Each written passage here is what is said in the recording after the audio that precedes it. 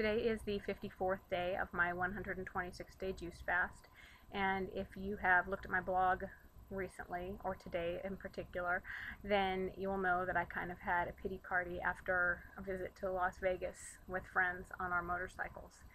We left St. George yesterday morning, Friday the 26th, and went through the desert and went to first stopped in Mesquite, Nevada, then we went into Vegas, spent the day and night in Vegas, and then came back this morning to St. George. Record heat right now, so that alone was an accomplishment to have ridden the motorcycles in this 115-degree heat through the desert. We went to visit a Harley shop, and they actually said nobody was riding or renting bikes right now except the diehards, so woohoo, I got diehard status. But back to the matter at hand, it was a very difficult 24 hours for me. I got tired of watching people eat. Vegas is all about excess, and excess of food is one of the things that's there. And one of the experiences that's shared is indulging in this excess of food.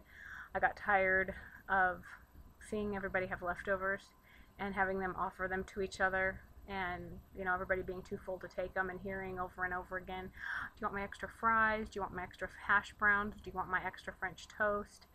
Because you know what? I did want the extra fries. I did want the extra French toast.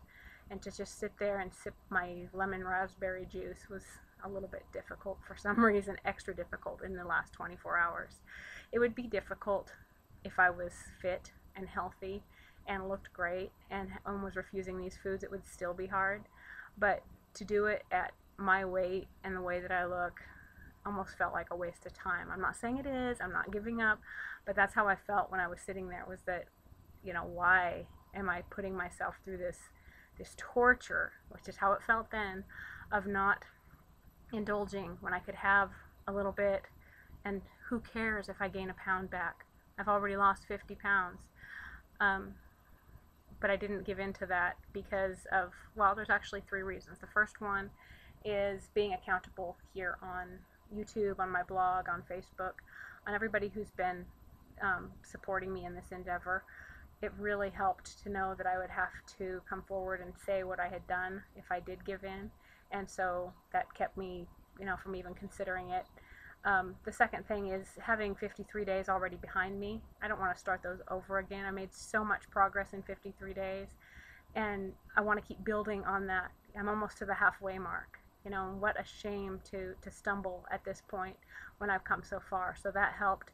And then the third item was the realization, and this kind of came later, but the realization that any momentary pleasure I got from eating the food would be very temporary and would be replaced with guilt, and would be compounded with the realization that it was yet another failure for me. I can't afford to fail this time. I have to see this through. On the ride back this morning, which was probably like the pinnacle of feeling bad, I'd gone to Jamba Juice while everybody else had breakfast, and I had a delicious and oversized 32-ounce plus fresh orange juice. Went back and picked everybody else up at the hotel, and then about an hour and a half later, we needed to break frequently because of the heat, but we stopped again less than 2 hours later for another meal. And it was just at that low point that I could not go in and watch everybody eat and smell the food again and see the menus again and not have something. So I just sat outside. I had to fix the saddlebags on my bike anyway. But I actually got kind of weepy, and I was feeling really lonely because I felt like I wasn't part of the group. And that's something I'm going to probably struggle with for many, many months, if not years, because I'm not going to be able to go back to eating the way that I used to eat. And I know enough about myself to know that if I have a little bit, if I give in on some of those treats that are trigger foods for me, I'm going to keep going back and keep going back. So I know that I'm going to have to make this a lifestyle change, and not something that I can, at least for for a year or so, I can't indulge in those foods that I used to allow myself to really dig into. But I was analyzing on the way back why this particular day was so difficult, and I think part of it was Vegas and the Vegas experience, but asking, what do I want? What would have made it better? Do I expect others not to eat? No, that would be ridiculous. Do I think everybody should be juice fasting? Absolutely not, because I don't think that this is right for most people unless you have issues with food like I do, and you tie them to the happiness and emotional experiences in your life. But it struck me finally, after about 15 minutes of sniffling and tears inside my motorcycle helmet, that I was letting an inanimate object dictate if I was going to have a good time or not. I was letting food decide whether or not my experience was complete. And that is something that I don't have to give food the power to do, because it's me giving my own power for my own enjoyment over to an inanimate object. My subconscious was urging me to give in and to enjoy this experience, and I know it wouldn't have made me feel better. So then I started asking myself, is there a food that would have been worth it? You know, yeah, it's not worth it for a slice of bread. Is it worth it for a steak dinner? Is it worth it for a milkshake? Is it worth it for cheese? Goodness, everyone knows how I love cheese.